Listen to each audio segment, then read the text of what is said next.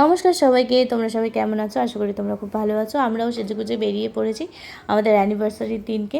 তো আমি জানতাম না কোথায় যাচ্ছি। আমার হাজব্যান্ড আমাকে বললো যে নাও তাড়াতাড়ি রেডি হয়ে নাও, চলো আমরা একটুখানি ডিনার করে আসবো। তো সেটার জন্যই আমি যাচ্ছি। আমি এখনও জানতাম না আমি কোথায় যাচ্ছি, গিয়ে আমি জানতে পারবো।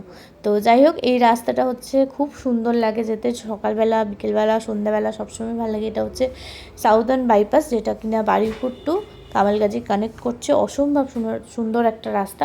তো আমরা এখান থেকে যাচ্ছিলাম, আর আমাদেরকে জয়েন করছিল আমার ছোটো দেওর। ও ডিরেক্ট কলেজ থেকে ফিরছিল। তো একসাথেই আমরা মিট করে আমরা ডিনারে চলে গেছিলাম। তো এই যে দেখো, রাস্তাটা দিয়ে যাচ্ছি আর এদিকে আমার বরের গান শুনছি। ও গান গাইতেই থাকে ড্রাইভ করার সময়। তো যাই হোক, সেফলি ড্রাইভ করে, কিন্তু ও একটু গান গাইতে থাকে, গান শুনতে থাকে, গান গাইতে থাকে। তো ইতিমধ্যে আমি আমার সুন্দর ব্যাগটা দেখিয়ে দিলাম। এটাও একটা গিফট আমার হাজব্যান্ডের তরফ থেকে। অনেকগুলো গিফটের মধ্যে দেখো, কথা বলতে বলতে আমরা কামালগাজি বাইপাস চলে এসেছি। এবারে আমরা আমাদের ডেস্টিনেশনে পৌঁছেও গেছি। এই যে আমার হাজব্যান্ড দাঁড়িয়েছে ওই দূরে, আমার দেওর।